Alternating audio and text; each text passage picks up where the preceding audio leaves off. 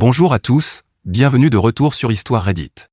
Une famille coupe complètement les ponts avec l'un de leurs propres enfants pendant plus d'une décennie. Aucun appel, aucun anniversaire, ils ne se sont même pas donné la peine d'assister à sa remise de diplôme. 12 longues années de silence.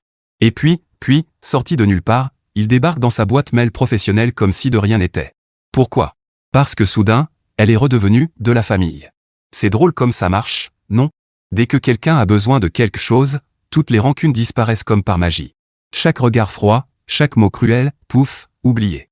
Et l'audace ne s'arrête pas là. Ça s'intensifie.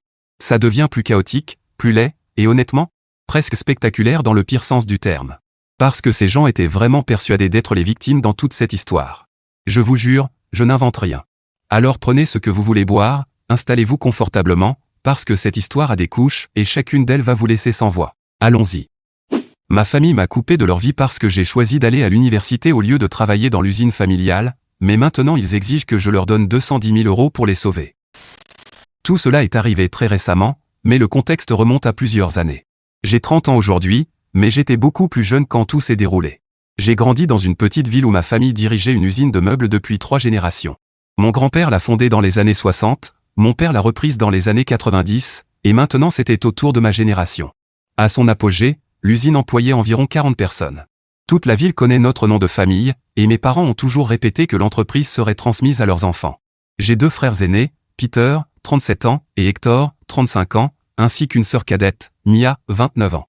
Le problème a commencé au lycée. J'étais doué en sciences et en mathématiques, alors mon professeur de chimie m'a encouragé à postuler dans des universités hors de l'État. Il disait que j'avais du potentiel pour l'ingénierie.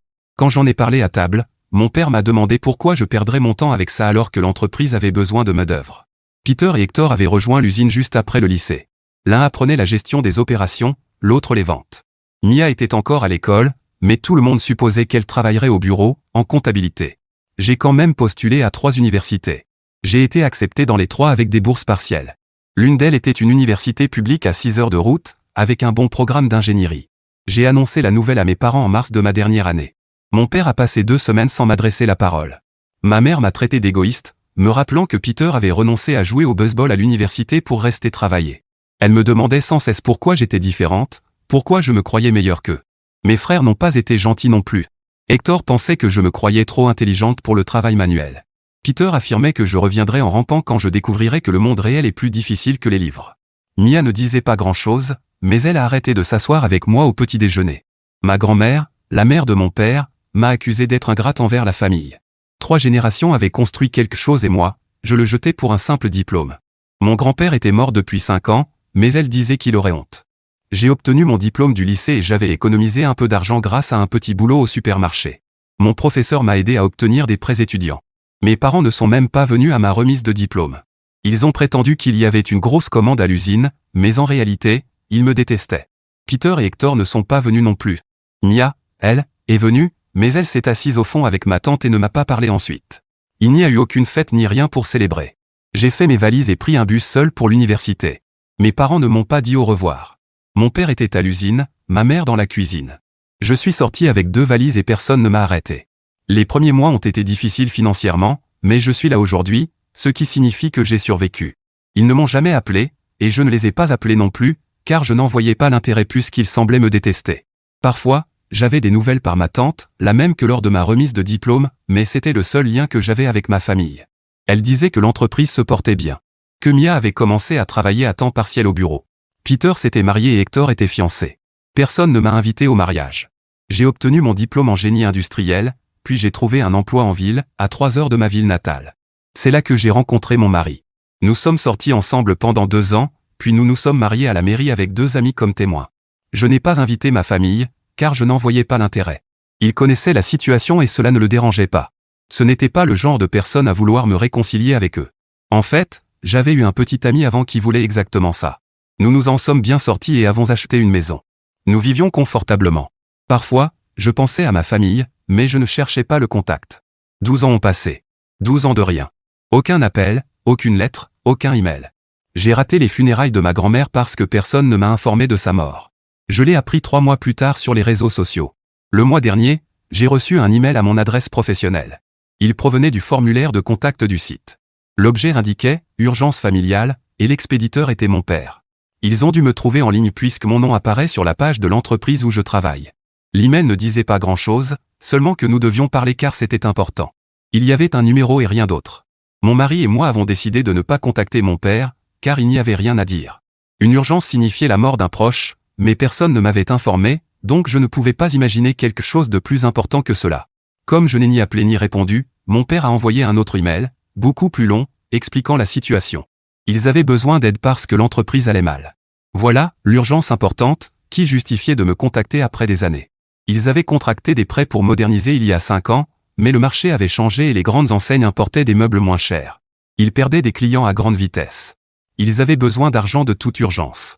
Ils étaient tellement en retard dans leur paiement que la banque menaçait de saisir leurs biens. Ils avaient besoin de 250 000 $ pour rester à flot. Ils pensaient que, parce que je travaille dans une entreprise et que mon nom apparaît sur le site, j'étais très importante et que je valais des millions, mais même si j'avais voulu aider, je n'avais pas cette somme. Plus tard, mon mari m'a aidé à rédiger une réponse. J'aurais pu laisser tomber, mais je pensais que les emails ne s'arrêteraient pas si je ne répondais pas. Et la réponse était non. Mais pas seulement. Ma réponse a été, vous m'avez traité comme si j'étais morte, et maintenant vous venez pour de l'argent. Le mieux que vous puissiez faire, c'est continuer à penser que je le suis et chercher de l'aide ailleurs. Et avant que vous ne disiez que je dois le faire pour la famille, je tiens à préciser que vous n'êtes pas ma famille. Vous m'avez élevé parce que vous en aviez l'obligation, mais mon diplôme prétentieux, comme vous l'appeliez quand vous ne vouliez pas que j'aille à l'université, ne va pas vous aider. Et si vous pensez que je vous dois quelque chose ou que j'ai obtenu ce diplôme grâce à vous, oubliez ça, parce que c'est totalement faux. J'ai ensuite signé avec mon prénom et le nom de famille de mon mari pour bien montrer que je ne partageais même plus cela avec eux. Après ça, j'ai bloqué l'adresse email au cas où mon père voudrait répondre. Quelques jours plus tard, j'ai reçu un email de ma mère. Son approche était différente, mais le fond était le même. Ils étaient fiers de moi, même s'ils ne l'avaient pas montré, mais l'entreprise représentait tout pour eux. S'ils n'obtenaient pas l'argent, ils allaient tout perdre, et avec cela, de nombreux emplois aussi. Comme ceux de Peter et Hector, qui avaient des familles. Peter avec 2 enfants, Hector avec un et un autre en route. J'étais la seule à pouvoir les aider, car la banque ne pouvait plus leur prêter davantage et ils n'avaient personne d'autre vers qui se tourner. Elle disait que j'avais bien réussi et qu'ils avaient seulement besoin d'un prêt. Ils promettaient de me rembourser. Cependant, si l'entreprise allait mal, leur prêter de l'argent ne servirait à rien. Cela ne ferait que prolonger sa survie de quelques mois avant de revenir à la même situation. Je comprends à quel point ils sont fiers de l'usine, mais c'était une cause perdue qui ne me rembourserait jamais. En plus, je n'avais pas cette somme ni l'envie de la leur prêter. Alors je n'ai pas répondu.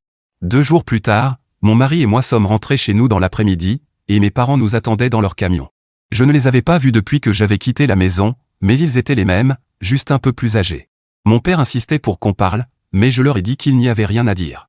Ma mère s'est mise à pleurer et a dit qu'ils étaient désespérés, qu'ils n'avaient personne d'autre vers qui se tourner et que la banque allait tout prendre. J'ai répété que j'avais déjà dit non. Mon père a mentionné que je ne pouvais pas rester en colère après tant d'années.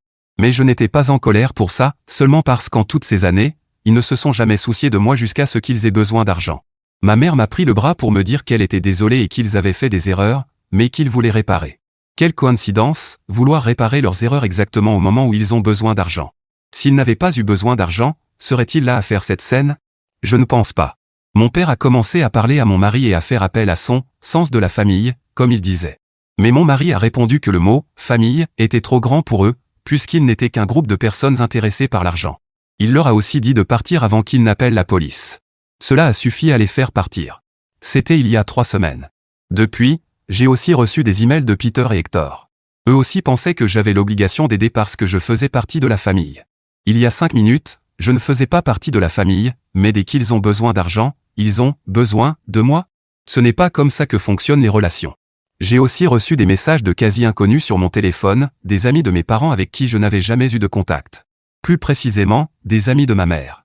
Des femmes d'âge mûr qui se plaignaient que je suis immature et mal élevée parce que, ce n'est pas comme ça qu'on traite ses parents, que mon attitude est ridicule. Eh bien, j'espère que ces femmes ne perdront pas le seul neurone qu'elles ont, sinon elles seront dans de beaux draps. Je ne comprends pas comment je peux être la méchante pour ne pas vouloir aider des gens qui ne me veulent que pour de l'argent. Soit ces personnes sont comme mes parents, soit elles sont tellement peu intelligentes que c'est un miracle qu'elles soient encore en vie. Mon mari m'a suggéré de consulter un avocat pour harcèlement. Je ne savais pas si cela entrait dans cette catégorie, ce n'était que des emails et des messages, mais cela ne s'arrêtait pas. Tous les quelques jours, quelque chose de nouveau. Ma tante, celle qui me donnait des nouvelles, était la seule personne censée dans toute cette famille. De mes parents, je pouvais m'y attendre, mais le genre de personnes qui les défendent me laisse sans voix. Je ne leur dois rien et je ne vais pas être la personne la plus mature qui leur donne de l'argent que je n'ai pas, juste pour m'entendre avec eux. Je n'ai pas besoin de leur amour et je ne suis pas un paillasson. Eddie, oui, je suis aussi surprise par le nombre de femmes qui projettent. Elles doivent être comme mes parents, donc leurs enfants ne les aiment probablement pas non plus, et elles trouvent en moi un moyen de se défouler. C'est la seule façon pour moi de comprendre pourquoi elles sont de leur côté et aussi impliquées dans mes problèmes. J'en connais même une qui n'a écrit que des insultes tout en travaillant avec l'église, ce qui est encore plus comique si ce n'était pas triste. J'ai réfléchi à la façon dont le harcèlement a commencé puisque nous parlons à un avocat.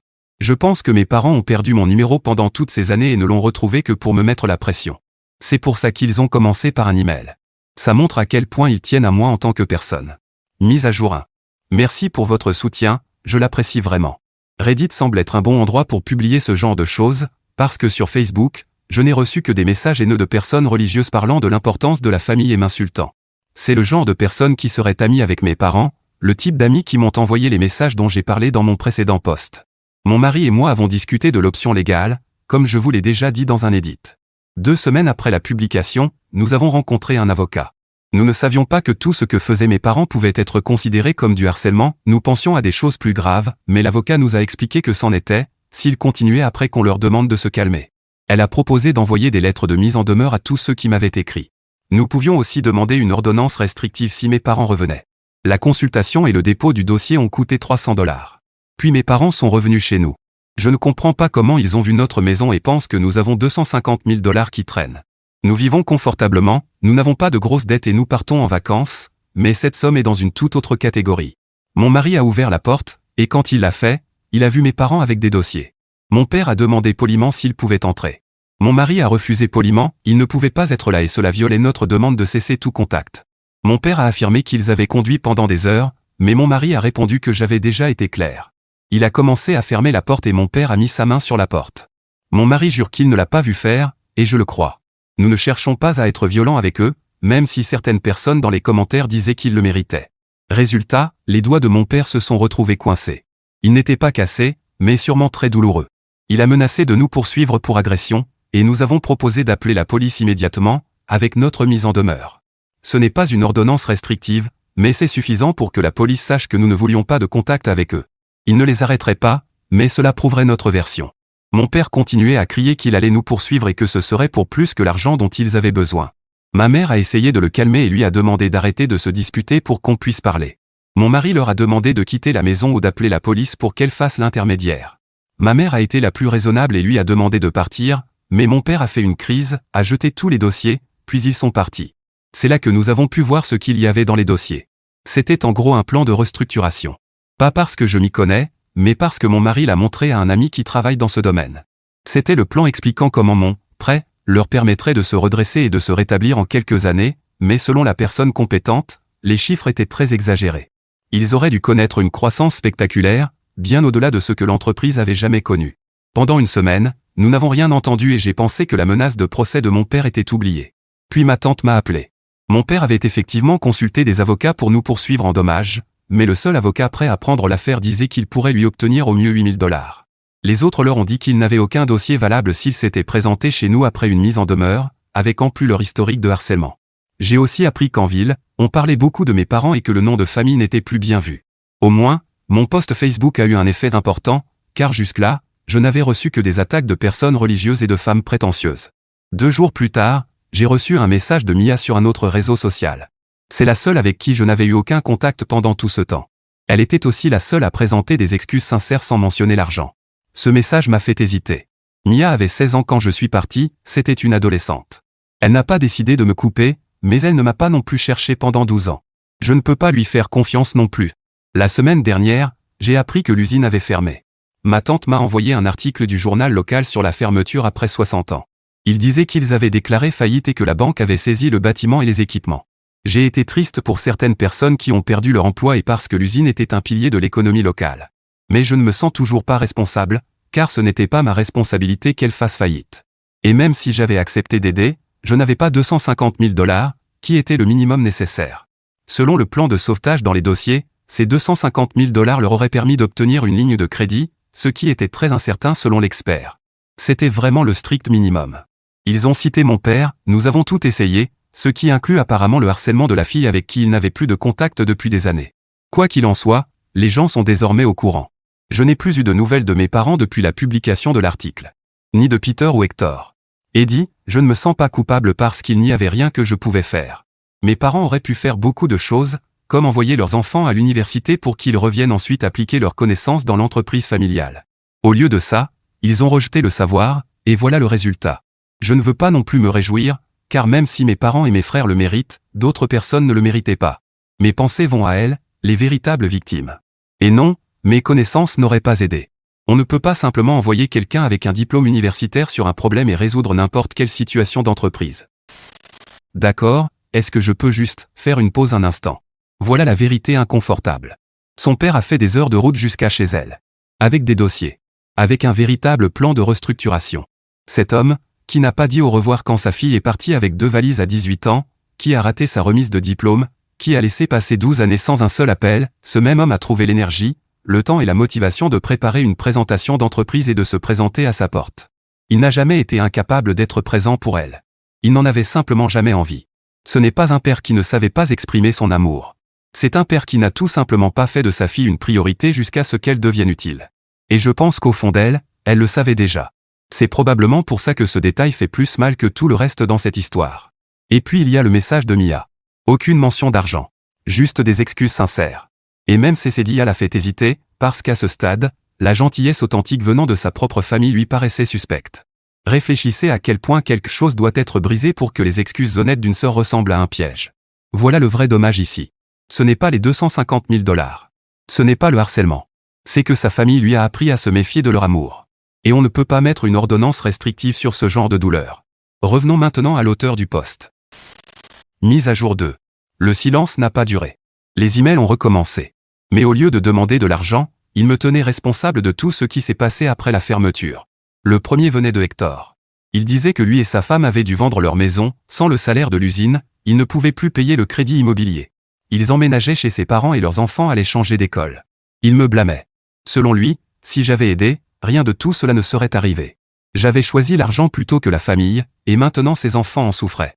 C'était le ton habituel dans les emails de ma famille, je n'avais pas donné un argent que je n'ai pas pour sauver une entreprise que je n'avais pas vue depuis 12 ans, et personne n'assumait ses responsabilités. Il détaillait à quel point c'était difficile, les disputes avec sa femme, les remarques de ses beaux-parents, son fils en larmes à l'idée de quitter ses amis. « Je veux que tu saches ce que tu nous as fait », a-t-il conclu. Je n'ai pas répondu. Une semaine plus tard, Peter m'a écrit. Il disait qu'il avait dû accepter un emploi dans un entrepôt à 2 villes de là. Le salaire était inférieur à celui qu'il avait à l'usine. Sa femme avait dû reprendre le travail alors que leur plus jeune enfant n'avait que 6 mois. Ils étaient à court d'argent, la garde d'enfants est très chère, et ils peinaient à joindre les deux bouts. Pendant ce temps, moi, je vivais confortablement. Puis un autre message est arrivé de ma mère pour me dire que notre nom de famille était ruiné en ville. Qu'ils avaient non seulement la honte d'être ruinés, mais aussi celle liée au harcèlement. Mon père sortait à peine de la maison et ils avaient dû vendre le camion pour payer des dettes. Ils allaient perdre la maison s'ils ne régularisaient pas leur situation. Nous avons dû retourner voir l'avocat parce que, malgré les lettres de mise en demeure, il continuait à me contacter, c'était du harcèlement. Nous pouvions déposer une plainte officielle. Elle a lancé les démarches dès que possible. Il nous a fallu 2 semaines pour déposer le dossier. 3 jours après la notification, j'ai reçu un email de mon père. Objet, nous devons parvenir à un accord. Il proposait qu'il cesse de me contacter si je retirais la procédure. Il affirmait qu'un procès leur coûterait de l'argent qu'ils n'avaient pas, donc il signerait un accord de non-contact si j'abandonnais. Pour mon mari, il semblait effrayé et incapable de payer un avocat. Le conseil de l'avocate était simple, éviter un procès est toujours une bonne idée. Elle pouvait rédiger un accord de non-contact juridiquement contraignant. S'ils le violaient, nous pourrions les poursuivre sans autre audience. Cela nous ferait économiser de l'argent et pourrait nous en rapporter beaucoup en cas de violation du contrat. L'avocate a proposé une clause pénale élevée, et ils étaient motivés à signer. J'ai choisi l'accord. L'avocate l'a rédigé. Mes parents, mes frères et Mia ne pouvaient plus me contacter d'aucune manière. Pas de mail, pas d'appel, pas de lettres. Pas de visite à mon domicile ou à mon travail. Pas de message via des tiers. S'ils violaient cet accord, je pouvais les poursuivre en justice et ils perdraient automatiquement. Ils devaient payer leur propre avocat pour le revoir, je ne leur ai rien payé. Je n'ai retiré la plainte qu'après leur signature. Il leur a fallu 2 semaines pour répondre. Au final, ils ont tous signé. C'était il y a 6 semaines. Je n'ai plus eu de nouvelles d'aucun d'eux, ni d'autres personnes liées. Enfin, sauf ma tante, mais elle ne m'a pas contacté pour parler en leur nom. J'ai cherché la maison de mes parents sur le site du comté. Elle est toujours à leur nom, ils ne l'ont pas encore perdue. De mes frères, je ne sais rien. Mise à jour 3. 4 mois se sont écoulés depuis que ma famille a signé l'accord de non-contact. Ils n'ont pas communiqué une seule fois. J'espère que cela durera dans le temps et que ce n'est pas une illusion. Mes parents ont vendu la maison où elle a été saisie par la banque. En tout cas, leurs noms n'apparaissent plus dans les registres. Je n'ai vérifié cela que parce que quelqu'un m'a demandé une mise à jour. Ma tante en sait peut-être plus, mais il y a un processus légal que je ne veux pas compromettre par curiosité, ni la mienne ni la vôtre. Si j'apprends quelque chose par hasard, peut-être que je le partagerai, mais ne me demandez pas de chercher des informations. Ma sœur Mia a quitté la ville. Elle a déménagé avec son mari et leur bébé. Voici ce que je sais, son mari n'a jamais beaucoup apprécié mes parents, je ne sais pas pourquoi, car je ne l'ai jamais rencontré, mais cela a été l'occasion de s'éloigner encore davantage de mes frères. Je ne sais pas si ma famille essaiera de me recontacter un jour. L'accord dure 5 ans pour des raisons juridiques qui échappent à mon esprit d'ingénieur. Nous voulions qu'il dure plus longtemps, mais c'était le maximum pour ce type d'accord. Quoi qu'il en soit, c'est long. Et à moins que ma famille n'ait de nouveaux besoins d'argent de ma part, ils m'oublieront encore, comme avant que tout cela ne commence. Eddie, si je commence à poser des questions, ils peuvent utiliser cela comme un moyen de me contacter sans violer l'accord. C'est pourquoi je préfère ne pas le faire, je ne veux pas ramener tout cela dans ma vie. Si quelqu'un me raconte ce qui se passe dans leur vie, c'est différent. Mais le seul lien commun que j'ai encore avec mes parents, c'est ma tante, et je ne pense pas qu'elle le fera. Je suis désolé si certains veulent en savoir plus, mais j'espère que vous comprenez le dilemme juridique dans lequel je me trouve. Mise à jour 4. Depuis la dernière mise à jour, certaines choses se sont produites, mais je veux vous rassurer, mes parents n'ont pas violé l'accord. Il reste encore 2 ans et je ne pense pas qu'ils le feront. Cela concerne ma sœur, et en partie, c'est son histoire, pas la mienne. J'ai son autorisation pour la raconter. Non, elle ne va pas créer un compte pour l'écrire elle-même. Je sais que beaucoup doutaient de Mia, moi aussi, mais lisez ce qui s'est passé. En résumé, Mia n'a pas seulement quitté la ville, elle les a aussi poursuivis en justice. Nous avons repris contact après qu'elle m'a écrit pour dire qu'elle savait que cela violait l'accord qu'elle avait également signé, mais qu'elle devait me dire certaines choses au cas où je voudrais les poursuivre. Cela a attiré mon attention, car mes parents ne feraient jamais ce qu'il faut en sachant que je pourrais les attaquer en justice. Je ne l'ai pas fait, mais voici les informations que ma sœur m'a données et que vous allez sûrement trouver intéressantes. Ma sœur a travaillé dans l'entreprise familiale avant même d'avoir terminé ses études.